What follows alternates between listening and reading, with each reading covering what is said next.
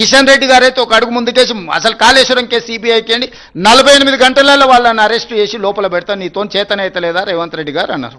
ఓయబ్బ కిషన్ రెడ్డి పైల్వాన్ బయలుదేరండి, ఏదో అయ్యేటట్టు ఉంది, 6 ప్యాక్ ఉన్నది సార్, మొత్తం ఒక గుద్దుకే ఖతం చేసేటట్టు అని చెప్పి, ఓకే సార్ మంచిది, నువ్వు బలవంతుడి కానీ అని ఇచ్చిన 6 నెలలు అయింది. ఎక్కడుందే ఫార్ములా ఈ రేస్? ఈడీ దగ్గర ఉంది, ఎక్కడుందే? ఎందుకు ఈడీ వాళ్ళు కేటీఆర్ని అరెస్ట్ చేస్తలేరు? ఎందుకు హరీష్ని కేసీఆర్ని సిబిఐ విచారణ కన్నా పిలుస్తలేదు? అంటే ఇన్నాళ్ళు మీరు సహకరించిన సహకారానికి తిరిగి వాళ్ళు ఇది క్విట్ ప్రోకో కాదా? మీ ఒప్పందం అనుబంధం ఒక్కటి కాదా? వీళ్ళ అనుబంధం ఏ రకంగా ఉందో ప్రజలు గమనిస్తలేరా?